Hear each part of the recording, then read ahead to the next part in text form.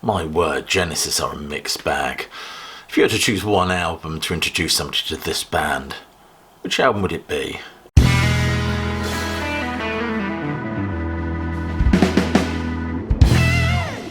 Genesis is a band whose discography is full of so many twists and turns and shades and different colours.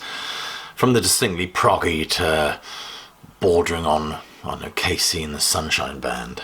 I'm being a bit glib there, of course, and I don't mean to be disparaging. I love all epochs of Genesis, but I'm just acknowledging that this band did sail perilously close to the P word, and that's not prog, but pop. But nevertheless, whatever era of Genesis floats your boat, which in your opinion is the best album that serves as an introduction to their music?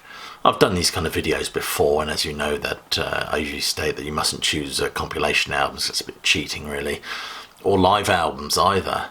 For me, it's easy. I mean, the best albums by Genesis are, in my opinion, of course, Selling England by the Pound, The Lamb Lies Down on Broadway, and Foxtrot. I mean, The Lamb, who doesn't just love The Waiting Room? For me, it's that Gabriel, Banks, Collins, Hackett and Rutherford that are Genesis proper.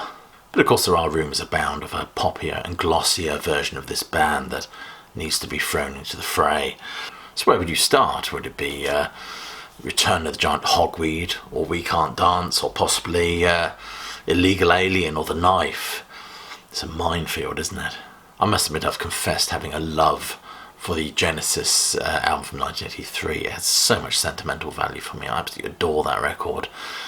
And there's a powerful argument to be made for suggesting an album like that, or 1986's Invisible Touch. I think it was 1986.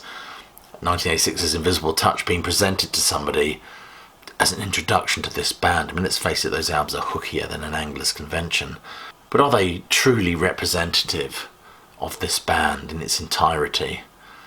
This is the challenge, really. If I said you had to choose an album that somehow represents Genesis, that conveniently straddles, let's say, the Collins and Gabriel era, which album would you offer to somebody to be that record that makes them want to listen to more? And of course in '69 you had that first album, which sounded a bit like a horrible amalgam of Beatles and Bee Gees tunage, before they go all pastoral on us and we get this like folky prog with Trespass. But things really kick off proper, as far as I'm concerned, with the Nursery Crime album, with the introduction of Hackett and Collins, which supplies some excellent musicianship, and numbers like The Musical Box that builds to that psychosexual frenzy, and songs about hermaphrodites and rampaging vegetation. What more do you want? And we get the wonderful Suppers Ready and Selling England by the Pound, which is a hymnal meditation on nationhood and a national identity, I think. Or The Lamb, of course, with its epic narrative focusing upon our Puerto Rican protagonist who finds himself in this phantasmagoria type Neverland that is New York City, as he tries to search for his brother and loses his old man in the process. And at this point the band was seated, just to show they meant business, proper musicianship. Apart from Gabriel, of course, who was prowling about the stage like some malevolent begonia, or at one point dressed in what looks like to be some sort of a huge testicle configuration. Nevertheless, a bollock was dropped, I think, when Gabriel left, prompting Melody Maker's headline that Genesis is dead. But the band did continue very much in the same vein of their proggy roots, I think, very much up until the point where Hackett leaves in '77. And we get the Collins era, of course, who morph into this stadium-filling, anthemic band that colour their own brand of 80s rock with just glimmers of prog. That is, of course, when Phil Collins wasn't fancying himself as Wilson Pickett. So it brings me back to my original point. If you wanted to present somebody with an album that says this is Genesis, with a view to them wanting to find out more, to investigate further, and not be put off by silly songs about slippermen, which album would it be?